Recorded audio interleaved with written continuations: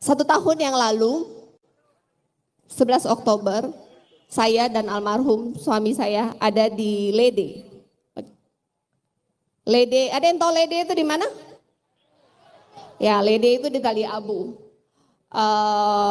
Gelap, tidak ada lampu jalan, tidak ada signal. Dan kemudian besok paginya kita ke Bobong. Dan terjadilah tanggal 12 Oktober, semuanya sudah tahu. Saya sering bertanya, dari semua tanggal yang ada, kok tanggalnya bisa sama? 12 Oktober, almarhum pergi, 12 Oktober pun HUT-nya Pemprov Maluku Utara. Ketika kapal itu meledak, saya lagi dalam kapal, lagi mencari foto mana yang saya mau posting untuk mengucapkan HUT Pemprov waktu itu. Dan tiba-tiba ada ledakan dan saya terlempar. Kemudian saya berpikir, ketika saya keluar dari kapal, saya tidak bisa berenang dan tidak bisa berdiri karena kaki saya dislocated. Jadi paha saya itu keluar dari rangka ininya dan kaki saya terbakar. Kemudian masyarakat membawa saya ke puskesmas. Pada saat itu saya tidak tahu Bapak di mana. Saya nitip untuk cari Bapak.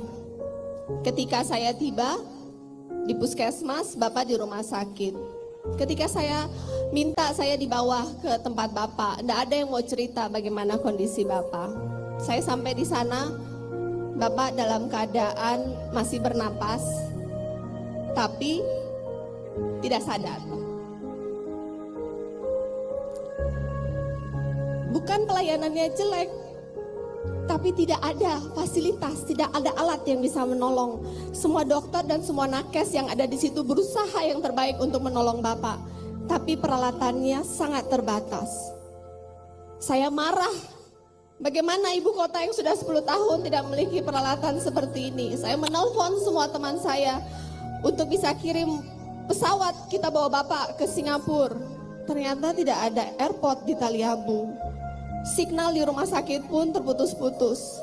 Saya berdoa dengan semua iman yang saya miliki sebagai ciptaan Tuhan. Bapak orang baik, Bapak menolong semua orang. Tidak mungkin seorang Beni Laos akan pergi seperti ini di tempat seperti ini, tidak mungkin. Tapi nakes sudah mencoba untuk pompa dari saya tiba jam 1. Saya tiba jam 2, mungkin nakes pompa sampai jam 3. Sebenarnya jam 3:30 itu nakes sudah bilang, Bapak udah gak bisa. Saya bilang pompa, ini manusia pompa. Sampai jam 5 nakes pun udah capek, akhirnya saya pun terima dan Bapak badannya sudah dingin, sudah kaku. Akhirnya kita terima bahwa Bapak enggak ada. Saya marah. Saya mau menjual semua aset saya yang di Maluku Utara. Saya telepon ngomong ke anak-anak, Mami akan pulang ke Jakarta, Mami akan meninggalkan semua yang ada di Maluku Utara. Mami akan pulang dan tidak akan kembali lagi, Mami tidak akan meninggalkan kalian.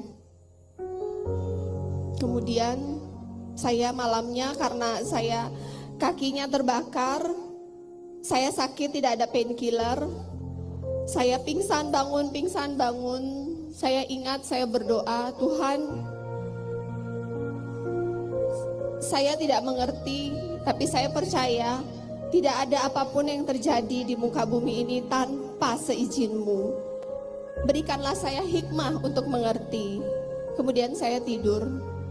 Besok paginya ketika bangun, entah kenapa rasa marah itu mulai menghilang.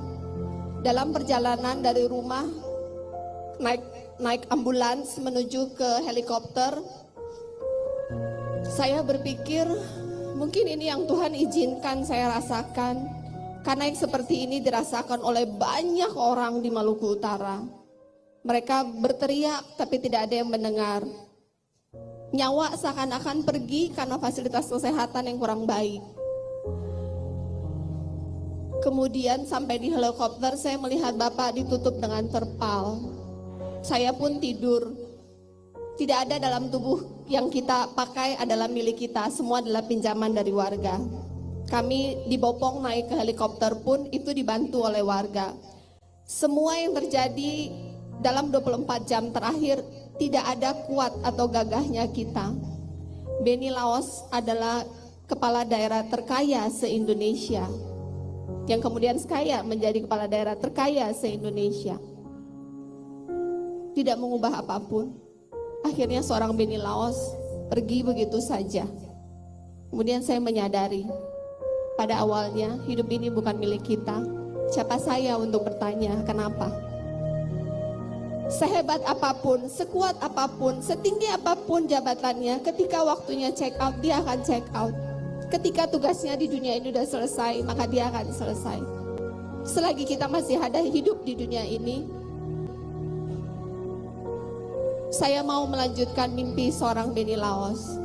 Saya hari ini berdiri di sini sebagai gubernur perempuan pertama di Maluku Utara. Tidak ada yang pernah menyangka bahwa Maluku Utara bisa memiliki gubernur seorang perempuan. Benar tidak? Mungkin sebagian dari sini pun pada saat kemarin bertanya, apa bisa? Kan cuma ibu rumah tangga. Benar tidak? Semua pernah menyangka apa Sofifi bisa serame dan seterang ini dalam hitungan 8 bulan. Pernah tidak?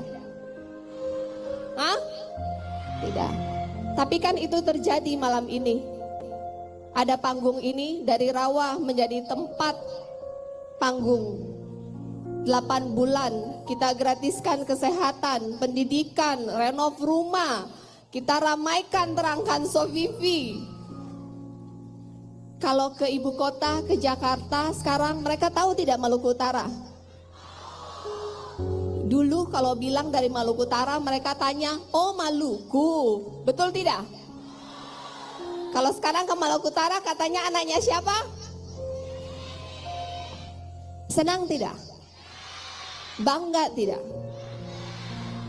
Saya di sini adalah wujud, bentuk nyata bahwa mimpi itu bisa menjadi kenyataan. Bahwa tidak ada yang tidak mungkin dalam hidup ini. Bahwa dari sebuah mimpi putra terbaik Maluku Utara yang bernama Benny Laos, yang begitu mencintai Maluku Utara, begitu sayang dengan Maluku Utara, mimpinya ditaruh di hati saya. Saya melanjutkan mimpi seorang Benny Laos. Tetapi kemudian malam ini saya memegang tangan semua yang ada di sini, seluruh masyarakat Maluku Utara, bersama-sama mewujudkan mimpi Maluku Utara. Tugas saya di sini hanya memastikan bahwa Maluku Utara itu bisa kuat, cerdas, sejahtera, dan bahagia. Bisa tidak?